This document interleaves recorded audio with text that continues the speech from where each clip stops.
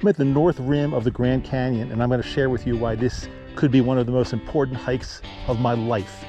Stand by. Hey there, Dr. Dave, the RV dummy, coming to you from the, I want to make sure I pronounce this right. I'm not positive of the pronunciation, but the Widforss Trail on the north rim of the Grand Canyon, Arizona. The reason this could be one of the most important hikes for me in my life is because Yoko and I used to do a tremendous amount of backpacking in Grand Canyon, probably 8 to 12 years, like in a many year range, but in the 7 to 12 year range, something like that, roughly. We did extensive backpacking, sometimes 7 to 8 day trips, where the only thing we had with us was, the only thing we could bring was what we could carry on our backs. So we had to stash enough stuff in our backpacks for anywhere from like a 5 to 7 or 8 day trip down in the inner gorge of the Grand Canyon, which in my opinion is one of the most beautiful places on this planet.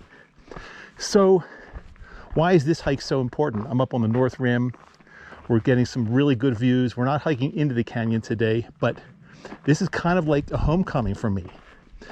As many of you know, we used to live on the East Coast. To get to an area like this, we had to drive to an airport, get on a plane for many hours, then drive many hours to the Grand Canyon, things like that. Now, we've made an effort, a conscious effort, to move to a place that's more conducive to our lifestyle, Salt Lake City, Utah. So we've been on a little road trip for a few days, and we made Kanab, Utah, which is in southern Utah, not far from Zion National Park and Bryce, not too far from those areas. We made kind of that our home base. And from Kanab, it's only 2 hours or less to get to where we are right now, the north rim of the Grand Canyon. So how could we not do this? Now, the north rim, well, we haven't spent a lot of time on the north rim. It was mainly the southern rim of the Grand Canyon, the south rim.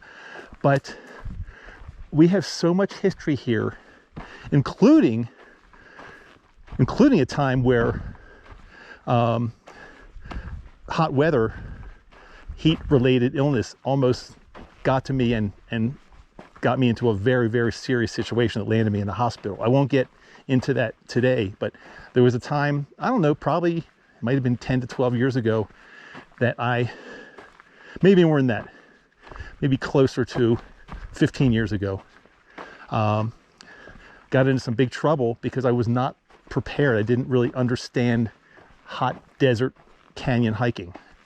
Now I understand it a lot more because I've had a lot more experience. So this is kind of a homecoming for us, celebrating the fact that we were able to change our lives intentionally, and live in an area that we want to live in. By the way, real quickly, for those of you that follow me here on YouTube and you do not get my newsletter, my free newsletter that comes out every other Friday, I'm not going to make a big plug for it. It's totally free. If you're liking what you're seeing here, chances are you'll love my newsletter. It's called Dave Discovers.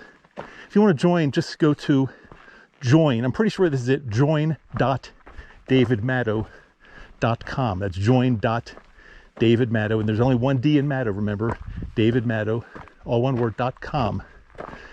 And just sign up right there. All you need to give is your first name and your email address. That's it. I think you'll love it. So we're kind of celebrating this homecoming. It's the first time I've been back in the Grand Canyon for a few years now. It feels great. I want to do another backpacking trip. The good thing is we can pretty much do it whenever we want because we're so close to the Grand Canyon.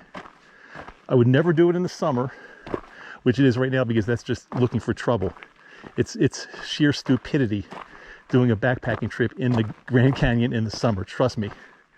But if you're ever here in this area, if you're ever around the North Rim, I would highly recommend this trail called, again, I'm not sure if I'm pronouncing it right, it's Widross, Widross or Widross. I'm not positive of the name. I'm just not sure of the pronunciation. But however you pronounce it, it's just incredible, incredible beauty. I got an email from a woman the other day telling me that she loves following my adventures and kind of preaching to live your best life ever. And if you're not in an area where you really love, then do what Yoko and I did and get up and move. There's no law that says you have to stay in the same area or the same city or town for your whole life. I just checked that. I just checked the legal system. There's no law that says that.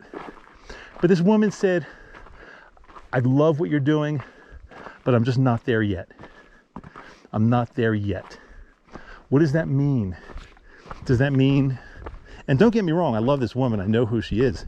But does that mean she's going to look for excuses not to change her life to what she wants to be doing? You can always find excuses.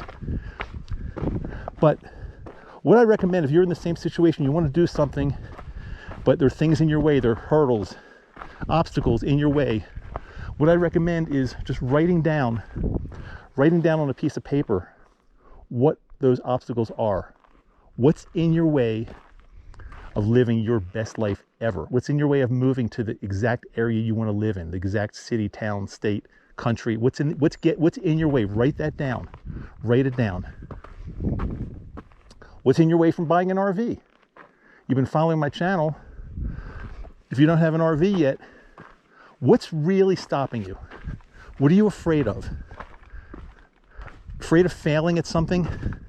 Let me tell you something. I've failed so many times in my life, I can't even count. But I look at failures not as real failures, as learning experiences. Okay, it didn't work out. Might be something that I tried, might be something that I invested in and lost a ton of money. Didn't work out, but I learned from that experience. I'm not going to do that again.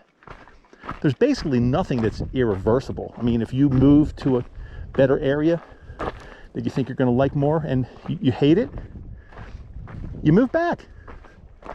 You move back, or you move somewhere else. Hey guys, we're only in this for a short period of time, for a brief flash of time. Live the life you want to be living. Live where you want to be living. I talked about living your life by default on my last video. Chances are, there's a very good chance you're living in a town or a city by default. Maybe you were born there, then your family's there, it's hard to get out. I call that by default, because you didn't choose it. Somebody chose it for you. Well, pick the place where you want to be. You choose. How about you choose? How about you be proactive and you figure it out this time? Don't let other people dictate where you should be, where you want to be, what's better for your life, what's healthier for your life, what's more fun for your life. Why don't you be the one that proactively picks that instead of letting somebody else dictate that? I'm back at the Grand Canyon. It feels fantastic. And yes, Yoko and I will schedule a backpacking trip sometime in the future, in the near future. One of the things I will tell you, one of the things that was holding us back from doing an extensive backpack trip was our cat Boo Boo, who was 19 plus years old, close to 20 when he just recently passed away. We just could not leave him. We did not want to leave him with somebody else, alone. We just didn't want to do that. You can understand that. Now we miss him terribly. Every day we miss him terribly, but since he's not with us anymore, he's in a good place.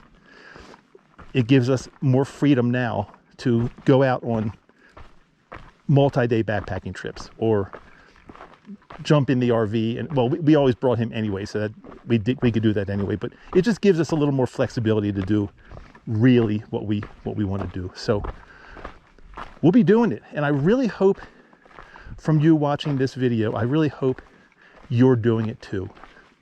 I'll leave you with this. I asked you this in my last video, and it's a very, very important question.